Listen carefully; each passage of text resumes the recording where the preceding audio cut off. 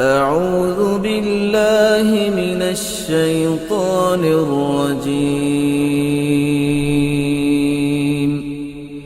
بسم الله الرحمن الرحيم. الحمد لله رب العالمين والصلاة والسلام على سيد الأنبياء والمرسلين نبينا محمد وعلى آله وصحبه أجمعين. اما بعد. حدیث نمبر 19 عن عبد الله بن عباس رضی اللہ عنہما قال كنت خلف رسول الله صلی اللہ علیہ وسلم يوما فقال يا غلام. عبداللہ بن عباس رضی اللہ عنہما سے روایت ہے، کہتے ہیں کہ ایک دن میں اللہ کے رسول صلی اللہ علیہ وسلم کے ساتھ آپ کے پیچھے سواری پر سوار تھا۔ آپ نے فرمایا، اے لڑکے، اے بچے، یا غلام، انی اعلمک کلمات، میں کچھ باتیں تجھ کو سکھاتا ہوں۔ احفظ اللہ یحفظک، اللہ کی حفاظت کر، وہ تیری حفاظت کرے گا۔ اللہ کی حفاظت کر یعنی اللہ کے احکام کی حفاظت کر، وہ تیری حفاظت کرے گا، دنیا میں بھی آخرت میں بھی۔ معلوم ہوا کہ اللہ کی حفاظت ملتی ہے اللہ تعالیٰ کے احکام کی حفاظت سے۔ اگر ہم چاہتے ہیں کہ ہم محفوظ رہیں تو ہم اپنی زندگیوں میں اللہ کے دین کی حفاظت کریں۔ جو دین کو برباد کرتا ہے وہ خود اپنے آپ کو برباد کرتا ہے۔ پھر کہا، احفظ اللہ تجدہ تجاہک، تو اللہ کی حفاظت کر تو اسے اپنے سامنے پائے گا۔ علماء فرماتے ہیں کہ ایک انسان جب تقوی کی زندگی گزارتا ہے، اللہ کے حکموں کو پورا کرتا ہے، تو اللہ تعالیٰ کا قرب اور معیت اس کو نصیب ہوتی ہے، اللہ کی نزدیکی اس کو ملتی ہے۔ اسی لیے قرآن کریم میں اللہ نے فرمایا، ان اللہ مع الذین اتقوا والذین هم محسنون، کہ اللہ تعالیٰ ان کے ساتھ ہے جنہوں نے تقوی کا اہتمام کیا اور جو بھلائی کرنے والے تھے۔ اپنی زندگی میں گناہوں سے بچنا اور نیکیوں کا اہتمام کرنا، یہ اللہ تعالیٰ کا ساتھ دلاتا ہے، اللہ تعالیٰ ایسے لوگوں کے ساتھ ہو جاتا ہے۔ تو کہا کہ اتق اللہ احفظ اللہ تجدہ تجاہک، اللہ کی حفاظت کر تو اس کو اپنے سامنے پائے گا۔ اذا سألت فاسأل اللہ وَإِذَا اسْتَعِنْتَ فَاسْتَعِنْ بِاللَّهِ، جب تو کچھ مانگے اللہ سے مانگ، جب تو مدد چاہے اللہ سے مدد چاہے۔ کبھی کوئی چیز ایسی ہوتی ہے پوری مانگنی پڑتی ہے، میرے بس میں کچھ بھی نہیں، اللہ سے مانگ۔ کبھی ایسا ہوتا ہے کہ انسان کچھ خود بھی کرتا ہے اور اس کو مزید مدد کی ضرورت ہوتی ہے، مدد چاہیے اللہ سے مدد مانگ۔ تو چاہے سوال ہو یا استعانت ہو، اللہ سے مدد چاہ، اللہ سے مانگ۔ وَاعْلَمْ أَنَّ الْأُمَّةَ لَوْ اجْتَمَعَتْ عَلَىٰ أَن يَنفَعُوكَ بِشَيْءٍ لَمْ يَنفَعُوكَ إِلَّا بِشَيْءٍ قَدْ كَتَبَهُ اللَّهُ لَكَ، جان لے کہ اگر سب کے سب لوگ مل کر اگر تجھ کو فائدہ پہنچانا چاہیں نہیں پہنچا سکتے، سوائے اس فائدے کے جو اللہ نے تیرے لیے لکھ کر مقدر کر دیا ہے۔ معلوم ہوا کہ سب کے مقابلے میں اللہ کی بات چلتی ہے، سب فائدہ پہنچانا چاہیں نہیں پہنچا سکتے ہیں، صرف اتنا ہی پہنچے گا جتنا اللہ نے ہمارے لیے مقدر کیا ہے۔ اور اس کے بعد کہا، وَإِنِ اجْتَمَعُوا عَلَىٰ أَن يَضُرُّوكَ بِشَيْءٍ لَمْ يَضُرُّوكَ إِلَّا بِشَيْءٍ قَدْ كَتَبَهُ اللَّهُ عَلَيْكَ، اور سب مل کے اگر تجھ کو نقصان پہنچانا چاہیں نہیں پہنچا سکتے، سوائے اس نقصان کے جو اللہ تعالیٰ نے تیرے اوپر لکھ دیا ہے۔ معلوم ہوا کہ نفع اور نقصان اللہ کی مشیت کے تحت ہے، اللہ چاہے فائدہ ہوگا، اللہ چاہے نقصان ہوگا۔ سب مل کے بھی کچھ بنا نہیں سکتے، سب مل کے بھی کچھ بگاڑ نہیں سکتے۔ ایک بچے کا ذہن اللہ کے نبی صلی اللہ علیہ وسلم کیا بناتے ہیں؟ اللہ کے احکام کی حفاظت کر، اس میں تیری حفاظت ہے۔ اللہ کے احکام کی حفاظت کر، اللہ تعالیٰ کا ساتھ، اس کی معیت، اس کی حفاظت تجھ کو ملے گی۔ کوئی کچھ نہیں کر سکتا ہے، سب مل کے تیرا فائدہ نہیں کر سکتے، سب مل کے تیرا نقصان نہیں کر سکتے۔ فائدہ نقصان اللہ کی طرف سے تیرے لیے مقدر ہوتا ہے۔ لوگ تیری تقدیر نہیں بناتے، اللہ نے تیری تقدیر بنائی ہے۔ تقدیر سے ہٹ کے تجھ کو کچھ ملنے والا نہیں، لہٰذا تو غلط کام مت کر، صحیح طریقے سے اللہ کو راضی کر۔ اللہ تیری بگڑی بنا سکتا ہے، سب کوئی بھی تیری بگڑی بنا سکتے نہیں۔ رفعت الاقلام وجفت الصحف، تقدیر کا معاملہ اتنا پکا ہے کہ قلم، تقدیر کے لکھنے والے قلم اٹھا لیے گئے۔ لکھتے لکھتے ہاتھ وہیں رکھتا ہے آدمی اگر اور لکھنا ہے تو، قلم اٹھا لیے گئے، اب لکھنا نہیں ہے کچھ بھی، طے ہو چکا۔ وجفت الصحف، اور پچھلے زمانوں میں سیاہی سے لکھا جاتا تھا، آج تو بہت سارے بال پین اور بہت کچھ ہے، لیکن پہلے سیاہی سے قلم سے لکھا جاتا تھا، اس کو سوکھنے کے لیے وقت لگتا تھا، تو وہ لکھ کر سوکھ چکی ہے پوری سیاہی، یعنی بہت پہلے لکھ دیا جا چکا ہے، ابھی تازہ تازہ نہیں۔ اللہ تعالیٰ نے بندوں کو پیدا کرنے سے، مخلوق کو پیدا کرنے سے 50,000 سال پہلے ان کی تقدیر لکھ دی ہے۔ اول شیء خلق اللہ القلم، سب سے پہلی چیز اللہ نے پیدا کی قلم۔ اس سے کہا لکھ، اس نے کہا اے رب کیا لکھوں؟ کہا لکھ ساری چیزوں کی تقدیر قیامت تک۔ ساری چیزیں قلم نے اللہ کے حکم سے لکھی۔ اس کو معلوم نہیں تھا، اسی لیے تو پوچھا کہ کیا لکھوں؟ اللہ نے جو بتایا اس نے لکھا۔ تو ساری تقدیر اور ساری چیزیں اللہ نے لکھ دی ہیں، لہٰذا ایک انسان کو چاہیے کہ اللہ سے پانے کے لیے اللہ کو راضی کرے، اللہ کو ناراض کر کے مخلوق سے پانے کی کوشش نہیں کرے۔ مخلوق سے لینا ایسے جیسے آدمی یعنی کسی پتھر کو پکارے، اس کو کچھ ملنے والا ہے، یا کوئی صحرا میں ہے اور آدمی ہاتھ پھیلا کے وہاں سے پانی کو پکارے تو مل سکتا ہے؟ اس کو نہیں مل سکتا ہے۔ اللہ کے مقابلے میں کوئی نہیں دیتا ہے، اللہ کے دینے سے ملتا ہے، اللہ نہ دے تو سب مل کے نہیں دے سکتے ہیں۔ رفعت الاقلام وجفت الصحف، قلم اٹھا لیے گئے اور سیاہی صحیفے کی سوکھ چکی، یعنی معاملہ بہت بعید ہو چکا ہے، کافی وقت ہو گیا لکھ کے، اب نیا کچھ نہیں، ہو گیا تیرا، اب کیوں دوسروں کی خوشامد کرتا ہے؟ اللہ کو راضی کر، اللہ کو راضی کر۔ اس کو ترمذی نے روایت کیا ہے۔ اور ایک روایت میں ہے احفظ اللہ تجدہ امامک، اللہ کی حفاظت کر تو اپنے سامنے اس کو پائے گا۔ تعرف الی اللہ فی الرخاء یعرفک فی الشدہ، اچھے حالات میں، خوشی کے حالات میں اللہ کو پہچان، یعنی اللہ کو یاد رکھ، اللہ کی طرف اپنے قلب سے متوجہ رہ۔ یعرفک فی الشدہ، وہ تجھ کو پہچانے گا تیری تکلیف میں۔ عام طور سے آدمی کب یاد کرتا ہے اللہ کو؟ جب درد شروع ہوتا ہے، جب تکلیف ہوتی ہے تب پکارتا ہے۔ اگرچہ یہ بھی غلط نہیں ہے، تکلیف میں اللہ ہی کو پکارنا چاہیے، لیکن راحت میں بھولنا نہیں چاہیے۔ انسان کیا کرتا ہے؟ تکلیف میں تو اللہ کو یاد کرتا اور بہت سارے پرومس بھی کرتا، اے اللہ مسئلہ حل کر، میں نمازی بن جاؤں گا، ہاں میں روزے رکھوں گا، میں فلاں کروں گا۔ جیسی تکلیف چلی جاتی ہے سب بھول جاتا ہے، سارے وعدے یاد بھی نہیں رہتے کیا وعدہ کیا تھا، کیونکہ جو تنگی اور پریشانی میں کیا ہوا وعدہ رہتا ہے وہ مجبوری کا وعدہ ہوتا ہے اور بھول جاتا ہے۔ تو آدمی تکلیف میں بھی اللہ کو پہچانے، لیکن راحت کے اوقات میں اللہ کو نہیں بھولنا، یہ واقعی اللہ کا بندہ ہے۔ مجبوری میں تو سبھی گڑ گڑانے لگتے ہیں، لیکن جب واقعی آدمی اچھے حالات میں اور پھر بھی اللہ کو نہیں بھولتا ہے، اللہ کے آگے روتا دھوتا ہے، گڑ گڑاتا ہے، دعائیں کرتا ہے، یہ واقعی اللہ کا بندہ ہے۔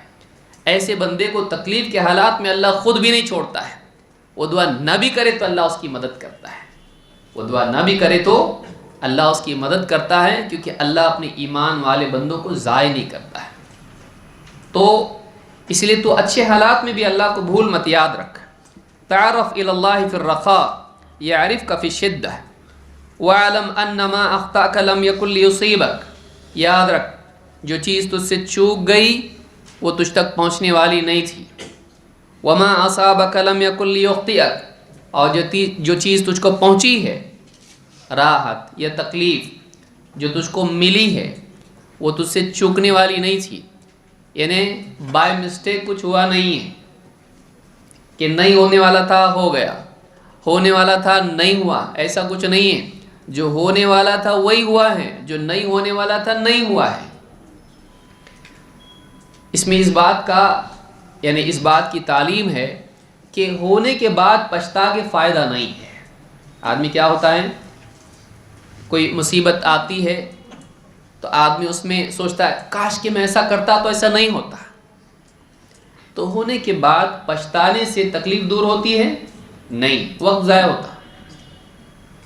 एक आदमी उसका नुकसान हो जाएगा, काश कि मैं ऐसा नहीं करता, काश के ठीक, काश के ऐसा नहीं कर, हुआ कि नहीं हुआ, हो गया, ख़त्म, अब आगे बढ़। तो उसको ये बताया जा रहा है कि जो हो गया वो चूकने वाला नहीं था, जो चूक गया वो होने वाला नहीं था। कि अगर कोई तकलीफ़ नहीं पहुंची तो तेरा कमाल नहीं है, और कोई अगर तकलीफ़ पहुंची है वो अल्लाह की तरफ से, अल्लाह जो चाहता है करता है। और वअलम अन्न नस्र मअस सब्र, जान ले कि अल्लाह की मदद सब्र के साथ है। अल्लाह की मदद मक्र के साथ नहीं, अल्लाह की मदद सब्र के साथ है। सब्र के ज़रिए से एक इंसान अल्लाह की मदद पा सकता है। दुनिया की मुसीबतों में, समाजी मसाइल में, हलाल और हराम के मामले में अल्लाह ताला बेसब्री नहीं, सब्र के साथ है, सब्र करने वालों के साथ है। इन्नल्लाह मअस साबिरीन, अल्लाह ताला सब्र करने वालों के साथ है। जब आदमी सब्र करता है का मतलब अपने आप को हक पर जमाए रखता है। सब्र का मतलब क्या है? रोके रखना। किधर? हक पर रोके रखना, सही पर अपने को रोके रखना, जमाए रखना, अल्लाह के हुक्मों पर जमे रहना, बुराइयों से अपने आप को रोके रखना, और तकदीर में जो भी होता है उसमें शिकायत नहीं करना, बल्कि बेसब्री से अपने आप को बचाए रखना, ये सब्र है। तो अल्लाह की मदद किस पर है? सब्र पे है। जब आदमी सब्र करता है, बुराइयों के मुकाबले में, तकलीफ़ों में शिकायत नहीं करता अल्लाह की, या समाजी मसाइल में मुखालिफिन उसके ख़िलाफ़ सरकशी साजिश कर रहे हैं, ये भी उन जैसा नहीं होता है, बल्कि अपने आप को बुराइयों से रोके रखता है, अखलाक़ी दायरे में बाक़ी रहता है, अल्लाह उसकी मदद करता है। व इन तत्तक़ू व इन तस्बिरु व तत्तक़ू ला यदुर्रुकुम कैदुहुम शैआ, अगर तुम सब्र करो और तक़वा शिआर बने रहो तो दुश्मन की चालें तुमको कोई नुकसान नहीं पहुंचा सकती। मालूम के चालों से बचने के लिए क्या है? सब्र व तक़वा। दीन पे जमे रहो और बुराइयों से बचे रहो, परहेज़गार बने रहो। फिर कहा वह अन्नल फ़रज मअल कर्ब, कुशादगी, इसको फ़र्ज नहीं पढ़ना, फ़रज है वो। वह अन्नल फ़रज मअल कर्ब, कुशादगी तकलीफ़ के साथ है। बाज़ औक़ात एक तकलीफ़ ही खैर का दरवाज़ा बन जाती है। नहीं समझ में आया? सूरह यूसुफ पढ़ो। यूसुफ अलैहिस्सलाम का क्या हुआ? भाइयों ने साजिश की, बाप से बिछड़ा दिया, कुएं में डाला। कुएं में आए कौन? काफ़िला। देखा ग़ुलाम मिला मुफ्त का, उठाए बाज़ार में बेच दिए कम कीमत में, इंसल्ट।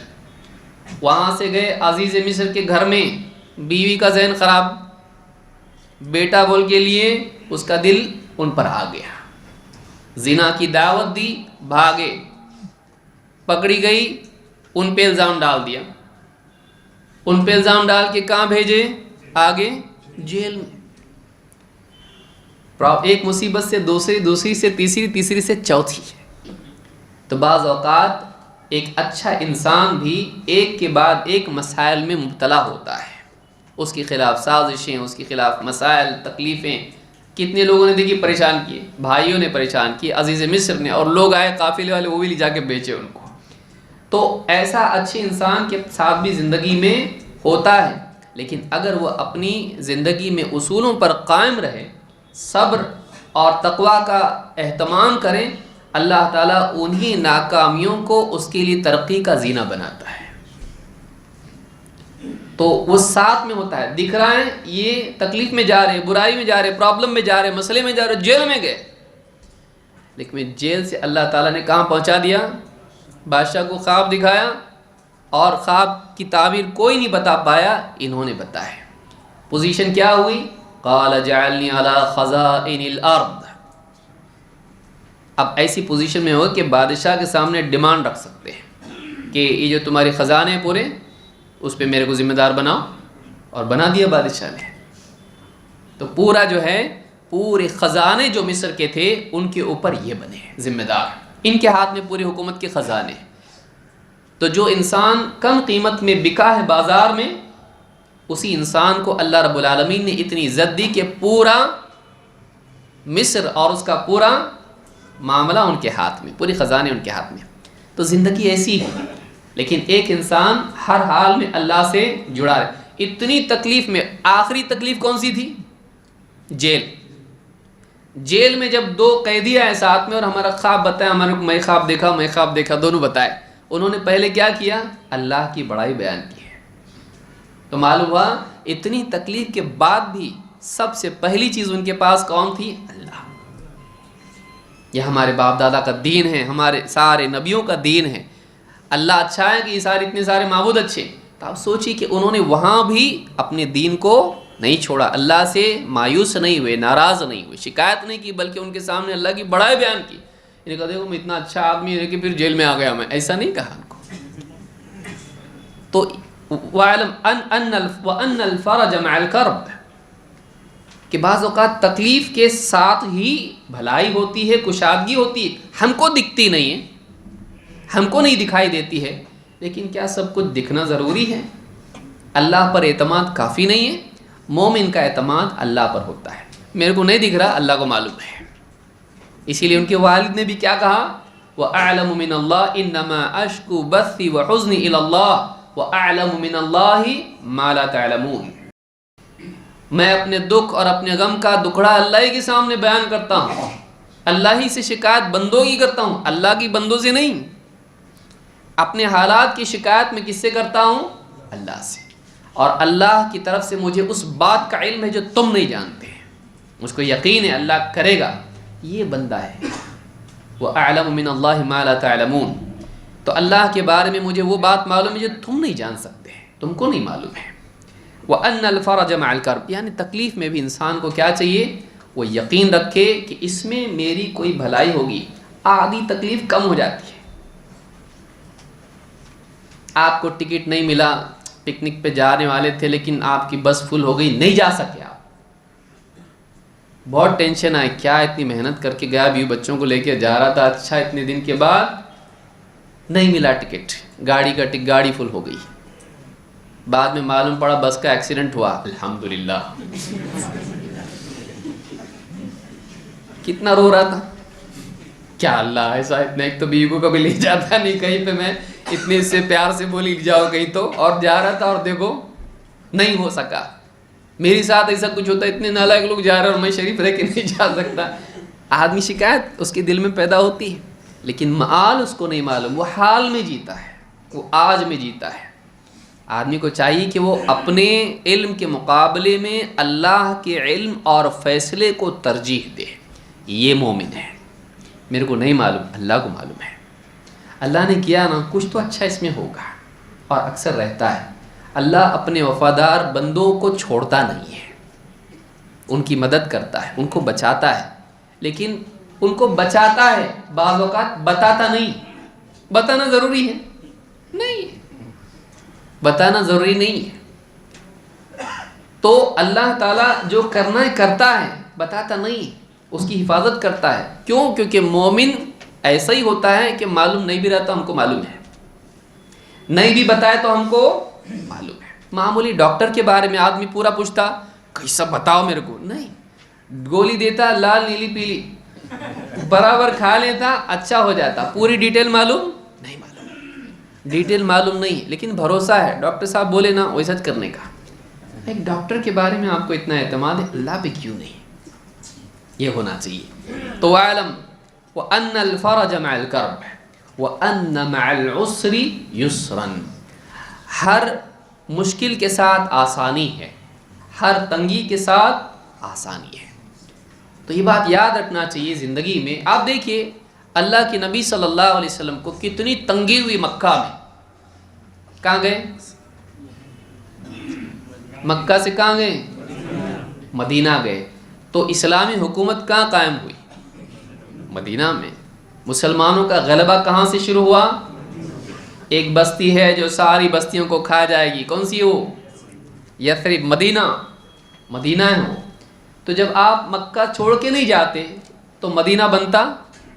تو کبھی کبھی زندگی میں ایسا ہوتا ہے کہ ایک چیز پسند نہیں آتی، اچھا نہیں لگتا، لیکن اس کے نتیجے میں اللہ ایسی چیز کو پیدا کرتا ہے جس میں خیر ہوتی ہے۔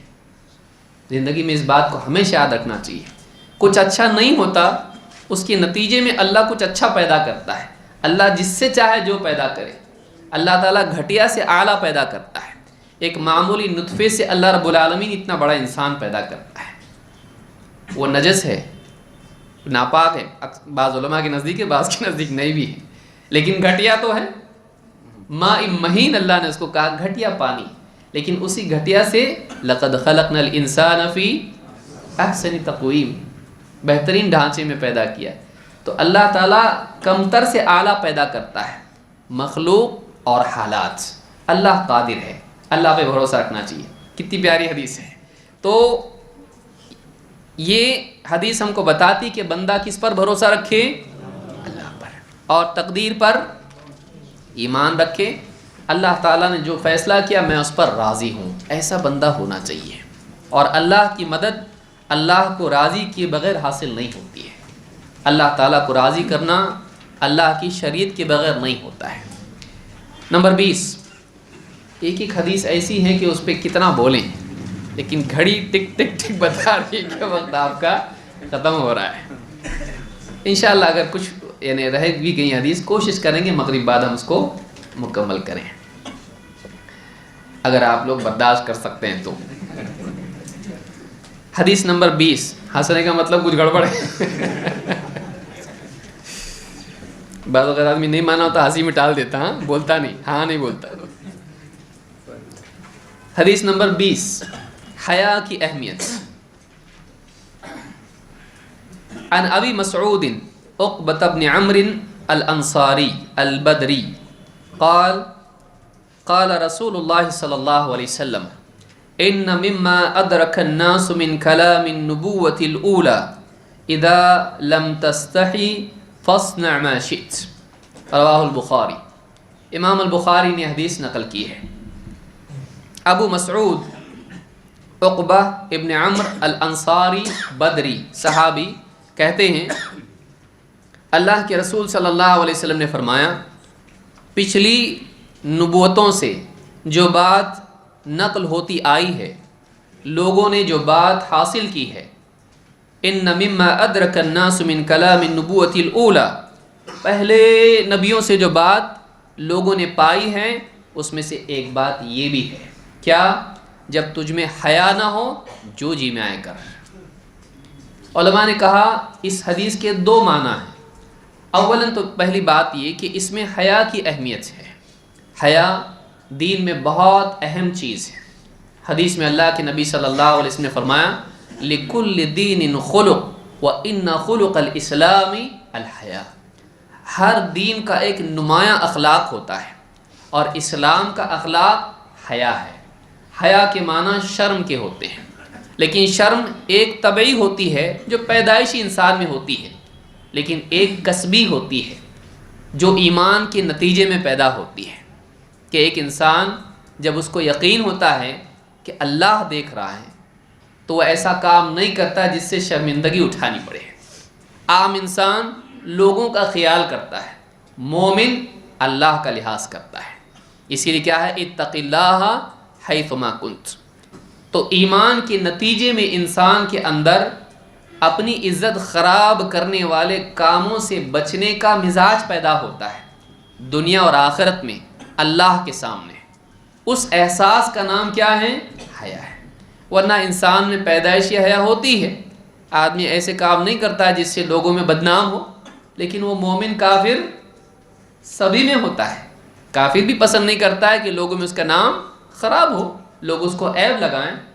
تو عیب اپنی ذات میں عیبدار ہونا اور ذلیل ہونا، اس کا جو خوف ہوتا ہے کہ نہیں ہونا، ایسی کوئی غلطی نہیں کرنا جس سے میرا نام خراب ہو، میں بے عزت ہو جاؤں، لوگوں کی نگاہ میں گر جاؤں، یہ حیا ہے. لیکن مومن صرف لوگوں تک رکتا ہے، اس کی اصل نگاہ کہاں ہوتی ہے؟ اللہ کے ہاں میری عزت ہے کہ نہیں ہے. لوگوں کے ہاں ذلیل بھی ہو جائے تب بھی کوئی فرق پڑتا نہیں، اللہ کے ہاں اصل عزت اور ذلت کا معاملہ ہے. یا حسرتن علی العباد ما یأتیہم من رسول الا کانوا بہ یستہزئون. اللہ کے رسولوں کے بارے میں اللہ نے فرمایا بندوں کا حال حسرت کے لائق ہے، حسرت کریں گے آخرت میں اپنے عمل پر. کیوں؟ ان کے پاس جو بھی رسول آیا انہوں نے اس کا مذاق اڑایا. اللہ کے بڑے بڑے رسول لوگوں کے نزدیک مذاق کے لائق بنائے گئے. کیوں؟ ان کی دعوت کی وجہ سے. ایسی دعوت کہ سماج کا نظام جس پر قائم ہے، سماج کے اعتقادات رسم و رواج جس پر قائم ہے، رسول کچھ ہٹ کے بولتے تھے. لوگ بولتے تھے ایسا ہو ہی نہیں سکتا، مرنے کے بعد واپس زندگی، کیا بات کر رہے ہیں، پاگل ہو گئے. پاگل بناتے تھے ان کو. نوح علیہ السلام نے کشتی بنانی شروع کی اللہ کے حکم پہ، آگے ہنستے تھے، حضرت کہاں چلائیں گے کشتی، پانی تو ہے نہیں. لوگ رسولوں کا مذاق اڑاتے تھے، لیکن رسول پرواہ کرتے تھے نہیں. حق کے لیے رسول بندوں کے پاس سے ملنے والی عزت کی پرواہ نہیں کرتے تھے. عزت کرو بے عزتی کرو، ہم اللہ کے دین کی بات کریں گے. نبی صلی اللہ علیہ وسلم بازار میں جا رہے ہیں اور پیچھے سے ابو جہل ابو لہب آپ کے سر پہ مٹی ڈال رہے ہیں، آپ نے پرواہ نہیں کی. اصل عزت لوگوں کی نہیں ہوتی ہے، اصل عزت کہاں ہے؟ تو اصل عزت وہاں سے ہوتی. تو بندہ، مومن بندہ اللہ کا لحاظ کرتا ہے. ایسا کوئی کام نہیں کرنا جس سے میرے رب کے ہاں میرا مقام گر جائے. ایسا کوئی کام نہیں کرنا اللہ کے سامنے شرمندہ ہونا پڑے. یہ حیا ہے، یہ حیا ہے کہ ایک آدمی مروت کے خلاف کاموں سے بچے. لیکن اس حدیث میں کیا ہے معلوم ہے کہ حیا کی تعلیم پچھلے نبیوں کے ہاں بھی تھی. یہ دین کے یعنی ایمان میں سے، ان الحیا من الایمان. حیا کیا ہے؟ ایمان کا حصہ ہے. حیا ایمان کا حصہ ہے. آپ نے فرمایا پچھلی نبوتوں میں سے جو بات لوگوں نے پائی ہے، ان تک پہنچی ہے، وہ کیا ہے؟ جب تجھے حیا نہ ہو تو جو چاہے کر. دو معنی علماء نے بیان کیے. ایک کہ اگر تو بے حیا ہو گیا تو اب تیرے عمل کو کون روک سکتا ہے؟ کم سے کم آدمی اللہ کے ڈر سے نہیں، کم سے کم لوگوں میں بے عزتی سے تو رکتا. جب شرم ہی ختم ہو گئی تو جو جی میں آیا کر، اب تیرے عمل کو کوئی روکنے والا نہیں ہے. تو بے شرم آدمی، بے حیا آدمی اب کسی سے نہیں ڈرتا ہے، اس کا عمل آزاد ہوتا ہے. وہ آدمی کوئی قاعدے قانون کا پابند نہیں ہوتا. ایک مطلب یہ ہے. دوسرا مطلب علماء نے یہ بھی بیان کیا ہے کہ اس کا مطلب یہ بھی ہوتا ہے کہ کسی بھی کام کرنے سے پہلے دیکھ کہ کیا یہ کام کر کے شرمندہ تو نہیں ہونا پڑے گا. اگر شرمندگی اس میں نہیں ہے تو کر.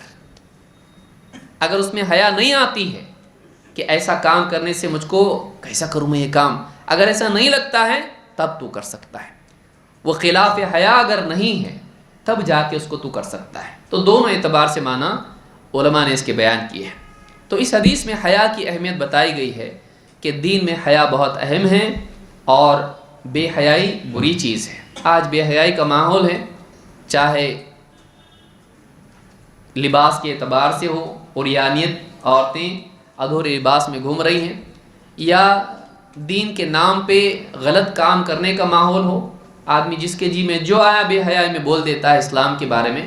ایسی کئی چیزیں ہیں جو بے حیائی کے ساتھ لوگ گناہ کر رہے ہیں. شراب پی رہے ہیں، ناچ گا رہے ہیں، فیس بک آپ دیکھیے، انسٹاگرام آپ دیکھیے، واٹس ایپ آپ دیکھیے، بے حیائی کا بازار لگا ہوا ہے. ٹک ٹاک، اس طرح کی خرافات میں آپ دیکھیے، مسلمان مرد، مسلمان عورتیں اس پر بے حیائی کے ساتھ جو جی میں کر رہی ہیں. تو یہ حیا نہ ہونے کا نتیجہ ہوتا ہے. حیا انسان میں ہونا اس بات کی علامت ہے کہ ایمان ابھی زندہ ہے. حیا ہونا اس بات کی علامت ہے کہ اس کو کسی کے آگے جواب دہی کا احساس اس کے اندر ہے. بہرحال حدیث نمبر 21، ایمان اور استقامت کی اہمیت، یا ایمان اور استقامت میں باہمی ربط، تعلق. عن ابی عمر وقیل ابی عمرة سفیان بن عبد اللہ رضی اللہ عنہ ابو عمر یا ابو عمرہ سفیان ابن عبداللہ رضی اللہ تعالیٰ عنہ سے روایت ہے، فرماتے ہیں قلت یا رسول اللہ قل لی فی الاسلام قولا لا اسأل عنہ احدا غیرک، کہا کہ میں نے کہا اللہ کے رسول اسلام کے بارے میں ایسی کوئی بات مجھ کو بتلا دیجئے کہ آپ کے سوا، آپ کے علاوہ کسی اور سے مزید پوچھنے کی حاجت نہ رہے، یعنی آپ سے بات سن کے بس ختم، وہ ایک بات پکڑ کے رہوں زندگی بھر میں، اور کسی سے اس کے بارے میں پوچھنے کی ضرورت نہ رہے۔ قال قل آمنت باللہ فاستقم، قل آمنت باللہ ثم استقم، کہا کہ کہہ میں اللہ پر ایمان لایا پھر استقامت اختیار کر۔ اس میں استقامت کی اہمیت معلوم ہوتی ہے ایمان کے بعد۔ ایمان کے تقاضوں میں سے ہے کہ آدمی سیدھا چلے۔ استقامت کے کیا معنی ہے؟ نہ دائیں مڑنا نہ بائیں مڑنا، کون سے راستے پہ چلنا؟ صراط مستقیم پر۔ صراط مستقیم میں مستقیم لفظ کیا ہے؟ سیدھا۔ استقامت بھی سیدھے جانے کا نام ہے، کیونکہ جب سیدھے راستے پر آدمی چلے گا تو اس ایک لکیر کے علاوہ اللہ کے رسول صلی اللہ علیہ وسلم نے اور بھی لکیریں کھینچی کہ نہیں کھینچی؟ دائیں بائیں، وہ کس کی لکیریں ہیں؟ شیطان کی، اور وہ سیدھی لکیر صراط مستقیم ہے جو اللہ کا راستہ ہے۔ وَأَنَّ هَذَا صِرَاطِ مُسْتَقِيمًا فَاتَّبِعُوهُ وَلَا تَتَّبِعُوا السُّبُلَ فَتَفَرَّقَ بِكُمْ عَنْ سَبِيلِهِ، یہ میری سیدھی راہ ہے، تم اسی کی پیروی کرتے رہو، اسی پر چلتے رہو، اور اس کے علاوہ راہوں میں مت نکل جانا۔ وَلَا تَتَّبِعُوا السُّبُلَ، خواہش پرستی کے راستوں میں مت نکل جاؤ، اسلام کی تعلیمات کے خلاف بدعات اور خرافات میں مت جاؤ۔ کیوں؟ فَتَفَرَّقَ بِكُمْ عَنْ سَبِيلِهِ، یہ راہیں تم کو اللہ کی راہ سے دور کر دیں گی۔ صراط مستقیم سے محرومی بدعات کی پیروی میں ہوتی ہے، اسی لیے جہاں سنت کی بات آتی ہے بدعات سے منع کیا جاتا ہے، جیسا کہ آگے حدیث آئے گی۔ تو یہاں پہ استقامت کیا ہے؟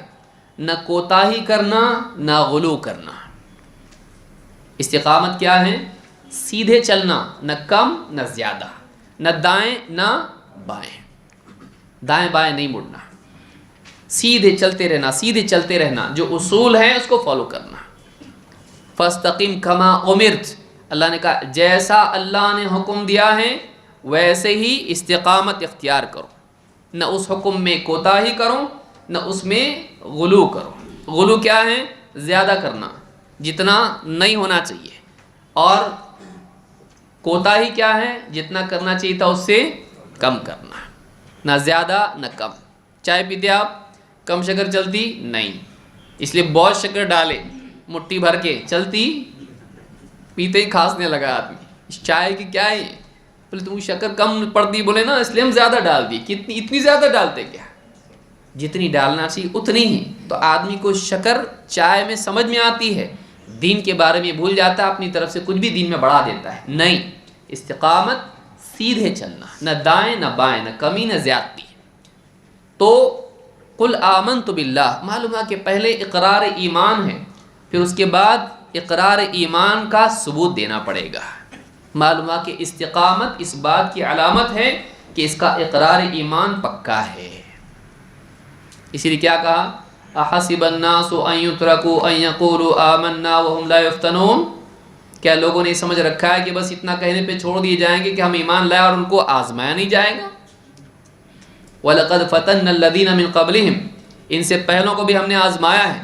فَلَيَعْلَمَنَّ اللَّهُ الَّذِينَ صَدَقُوا وَلَيَعْلَمَنَّ الْكَاذِبِينَ، تو اللہ تعالیٰ بھی دیکھ لے گا کہ کون سچے ہیں اور کون جھوٹے ہیں۔ اقرار ایمان کے بعد آنے والے حالات انسان کا امتحان ہوتے ہیں، وہ یا تو اس کے ایمان کی تصدیق کرتے ہیں یا اس کے ایمان کو جھوٹا یا کمزور ثابت کرتے ہیں۔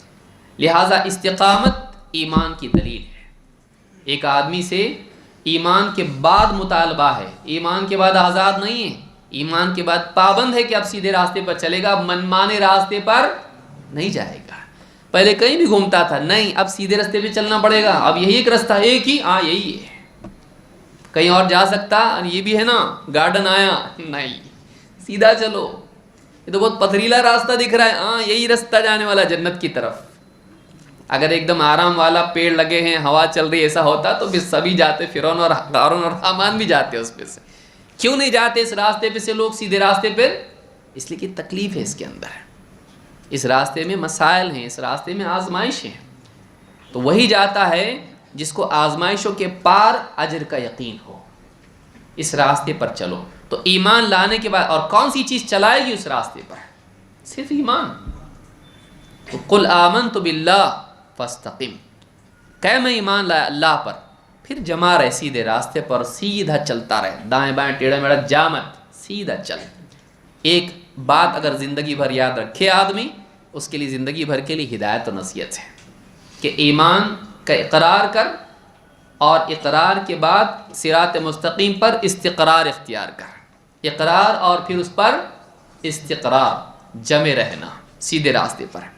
تو یہ حدیث بتاتی ہے کہ ایمان کے ساتھ ساتھ زندگی میں استقامت بھی ہونا ضروری ہے۔ یہ نہیں کہ ہمارا عقیدہ صحیح، ہمارے عمل خراب رہے تو بھی چلتا، استقامت تیرے دین میں نہیں ہے تو دائیں بائیں جا رہا، شیطان یہاں سے سیٹی مارا تو وہاں جاتا، وہاں سے سیٹی مارا تو وہاں جاتا، نہیں، تجھ کو سیدھے راستے پر باقی رہنا پڑے گا۔ کس راستے پر؟ صراط الذین انعمت علیہم، نبی کریم صلی اللہ علیہ وسلم کے راستے پر تجھ کو جمع رہنا پڑے گا۔ اس راستے کو چھوڑ کے تو خواہشات کے راستے پہ نہیں چل سکتا۔ نمبر 22، فرائض کی کامل ادائیگی پر جنت کا وعدہ۔ ہم نے دیکھا استقامت، اس کے بعد اب کیا ہے؟ فرض زندگی میں ہونا چاہیے۔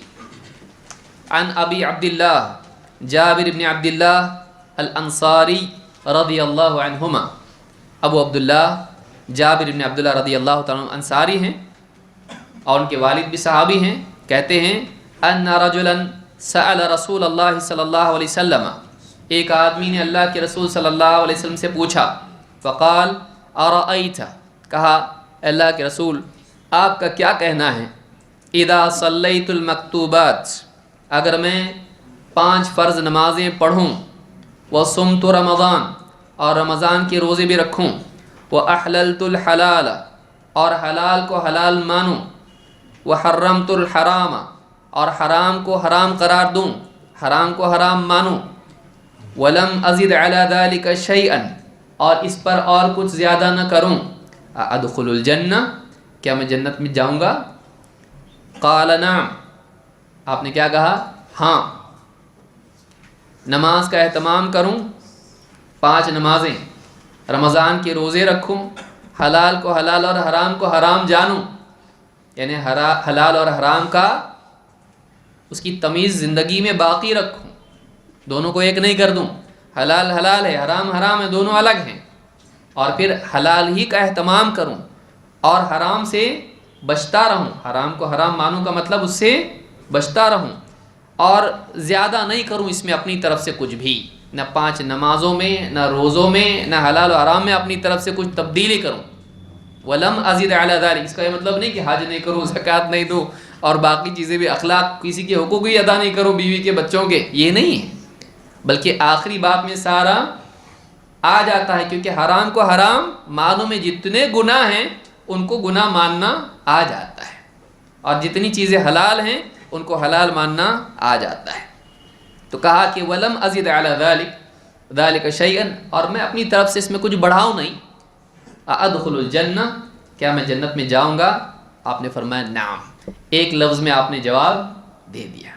معلوم ہے کہ کامیاب ہونے کے لیے، جنت میں جانے کے لیے 5 وقت کی نماز بہت ضروری ہے، اور اسی طرح سے رمضان کے روزے بھی ضروری ہے، اور زندگی میں یعنی حلال و حرام کی تمیز کا اہتمام ضروری ہے، اور اس میں اپنی طرف سے کچھ بڑھانا نہیں، یہ بھی ضروری ہے۔ ایسا جو آدمی کرے گا وہ کیا، کہاں جائے گا؟ جنت میں۔ کیا میں جنت میں جاؤں گا؟ کہا کہ نعم، جائے گا۔ تو اس سے بات معلوم ہوتی ہے کہ فرائض کی کامل ادائیگی ضروری ہے، اور اپنی طرف سے اس میں اضافہ ہم کر سکتے ہیں دین میں نہیں۔ اللہ کے احکام میں رجب کی نماز، ہاں فلاں دن کے روزے، اپنی طرف سے کچھ بھی نکال دیں، تو یہ سب چیزیں اسلام میں اپنی طرف سے کوئی اضافہ آدمی کر سکتا نہیں کر سکتا ہے۔ وَلَمْ أَزِدْ عَلَى ذَلِكَ، اس میں کوئی اضافہ نہ کروں، اتنا ہی اہتمام کروں، تو میں جنت میں جاؤں گا، کہاں جائے گا۔ تو اس حدیث سے بھی یہ معلوم ہوتا ہے کہ فرائض کی ادائیگی، کامل ادائیگی ضروری ہے، اور نماز کی اہمیت اس سے معلوم ہوتی ہے۔ نمبر 23، اعمال اور ان کے اثرات۔ اعمال کا خاص طور سے نماز روزے کا جو پچھلی حدیث میں ذکر آیا ہے، اس کی فضیلت کیا ہے؟ عن ابی مالک الحارث ابن عاصم الاشعری، ابو مالک حارث ابن عاصم الاشعری رضی اللہ تعالیٰ عنہ سے روایت ہے، قال قال رسول اللہ صلی اللہ علیہ وسلم، فرماتے ہیں اللہ کے رسول صلی اللہ علیہ وسلم نے فرمایا، الطہور شطر الایمان والحمد للہ تملأ المیزان۔ کہا کہ الطہور شطر الایمان، پاکیزگی آدھا ایمان ہے۔ پاکیزگی یعنی طہارت، وضو آدھا ایمان ہے۔ بعض علماء نے کہا کہ وضو آدھی نماز ہے، کیونکہ اللہ نے قرآن میں نماز کو بھی کیا کہا ہے؟ ایمان، اور طہور سے مراد وضو ہے۔ تو نماز کا آدھا کام کیا ہے؟ وضو کرنا ہے، اور بچا ہوا کام بقیہ نماز۔ یا علماء نے کہا اس سے مراد یہ ہے کہ ایمان میں پاکیزگی سے مراد گناہوں سے بچنا، حرام سے بچنا، یہ آدھا ایمان ہے۔ کرنے کے کام کرنا اور نہیں کرنے کے کام سے بچنا، ان دونوں سے ایمان مکمل ہوتا ہے۔ الطہور شطر الایمان والحمد للہ تملأ المیزان، اور الحمدللہ، اللہ کی حمد کرنا، یہ میزان کو بھر دیتا ہے۔ میزان جس میں اعمال تولے جائیں گے، وہ آسمان و زمین سے بھی بڑا ہے۔ تملأ المیزان، میزان کو پر کر دیتا ہے۔ وسبحان اللہ والحمد للہ تملأان او تملأ ما بین السماء والارض، اور سبحان اللہ والحمد للہ یہ بھر دیتا ہے، یا سبحان اللہ بھر دیتا ہے آسمان و زمین کے درمیان کی جگہ کو۔ راوی کو یہاں پہ شک ہے، یا تو سبحان اللہ ہے یا تو الحمدللہ ہے۔ علماء نے یہاں پر کہا کہ الحمدللہ کے بارے میں ہے کہ میزان کو بھر دیتا ہے، اور سبحان اللہ کے بارے میں ہے کہ وہ کیا ہے؟ آسمان و زمین کے درمیان کی جگہ کو بھر دیتا ہے۔ الحمدللہ یہ زیادہ بہتر اور افضل ہے۔ کیوں؟ اس لیے کہ سبحان اللہ میں اللہ تعالیٰ کے عیوب سے پاکیزگی کا ذکر ہے، لیکن الحمدللہ میں اللہ کی خوبیوں کا اقرار ہے۔ کسی کی تعریف سے وہ جھوٹا نہیں ہے، وہ ایسا نہیں ہے، ویسا نہیں ہے، برا نہیں ہے، شراب نہیں پیتا، یہ بھی اپنی جگہ ایک تعریف ہے، لیکن اتنی بڑی تعریف نہیں ہے، کیونکہ اس میں برائیوں کا انکار ہے۔ لیکن الحمدللہ میں کیا ہے؟ اللہ تعالیٰ کی خوبیوں کا اقرار ہے۔ تو علماء نے کہا، ابن رجب کہتے ہیں کہ یہ زیادہ بڑی بات ہے، اللہ کی حمد یہ بڑی چیز ہے تسبیح کے مقابلے میں۔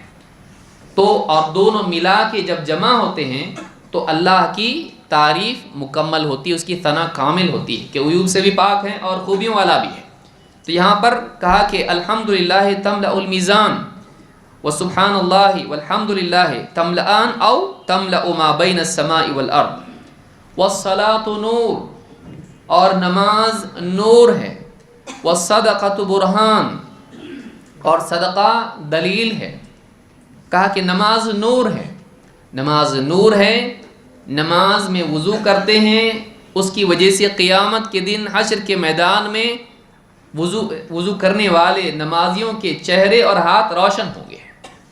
اسی طرح سے ان کو پل صراط پر نور دیا جائے گا۔ اسی طرح سے جو اندھیروں میں نماز کے لیے جاتے ہیں مسجدیں، ان کے لیے قیامت کے دن نور کی خوشخبری سنا دو۔ حدیثوں میں سب نور کی باتیں آئی ہیں، بلکہ اللہ تعالیٰ اس کے ذریعے سے اس کے دل میں نور پیدا کرتا ہے۔ امام النووی کہتے ہیں کہ نماز سے قلب میں انشراح پیدا ہوتا ہے۔ ان الصلاۃ تنہی عن الفحشاء والمنکر، آدمی آخرت کو یاد کرتا ہے اور اس کا ایمان اس سے اور مزید بڑھ جاتا ہے جب نماز پڑھتا ہے، اللہ کے آگے جھکتا ہے۔ والصلاۃ نور والصدقۃ برہان، اور صدقہ دلیل ہے۔ کس کی دلیل ہے؟ ایمان کی دلیل ہے۔ کیوں؟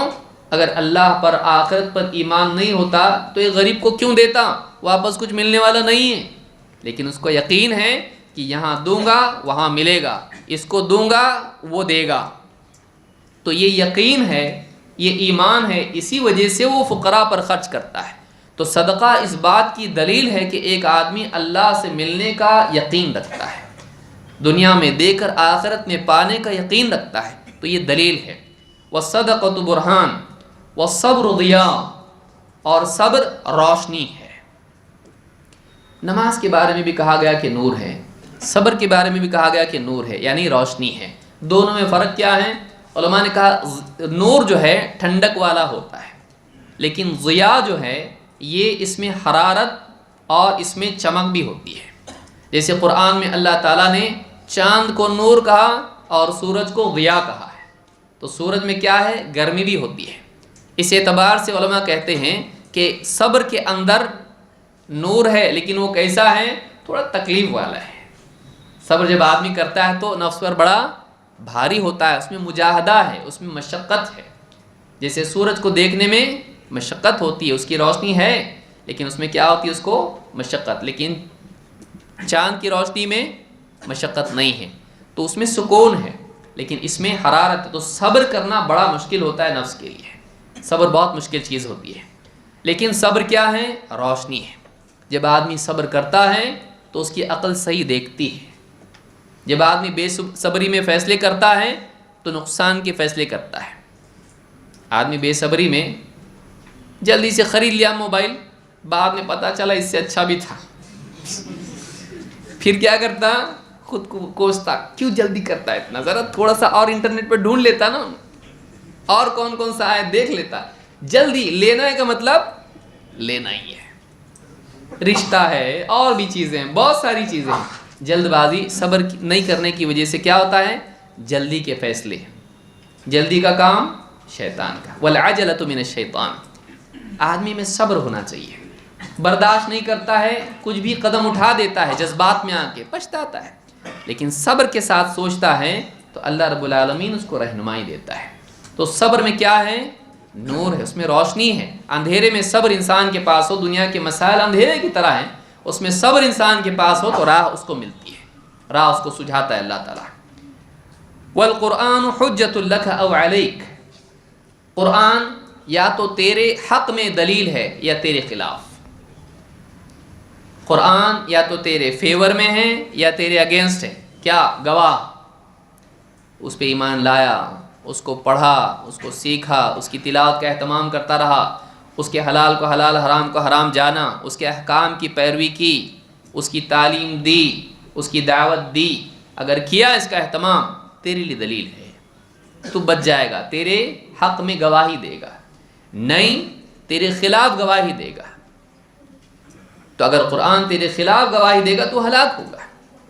لہذا والقرآن حجۃ لک او علیک، کل الناس یغدو فبائع نفسہ فمعتقها او موبقها، لوگ روزانہ صبح سویرے نکلتے ہیں تو یا تو اپنے نفس کو بیچ کر آزاد کرا لیتے ہیں، اللہ تعالیٰ کو اپنا نفس سونپ کر اپنے آپ کو آزاد کرا لیتے ہیں، یا پھر خواہشات کے غلام بن کے اپنے آپ کو، اپنے نفس کو برباد کر دیتے ہیں۔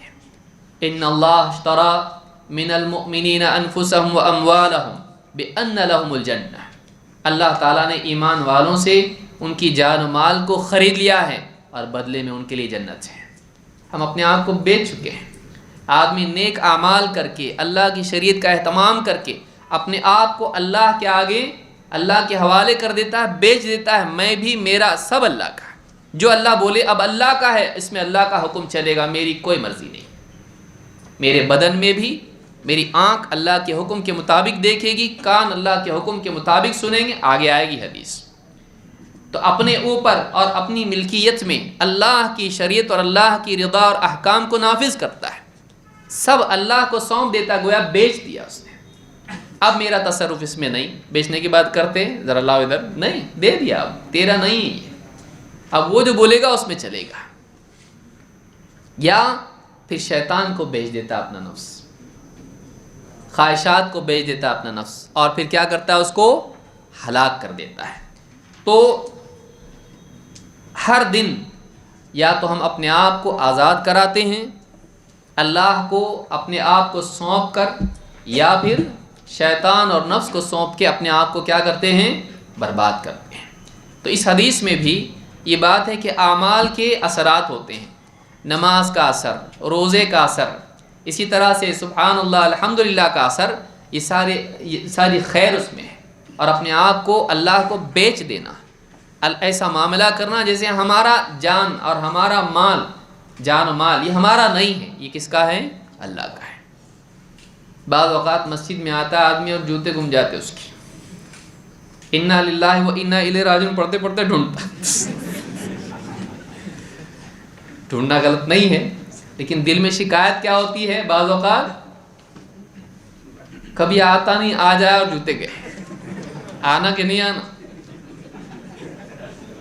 تو جب تو نے یہ زبان سے کہا کہ انا للہ و انا الیہ راجعون، ہم اللہ ہی کے ہیں، اللہ کے پاس پلٹ کے جانا ہے، تو جب تو نے مانا کہ میں اللہ کی ملکیت ہوں، میرا سب کچھ اللہ کا ہے، پھر اس کے بعد اللہ کی شکایت کرنے کے کیا معنی ہے؟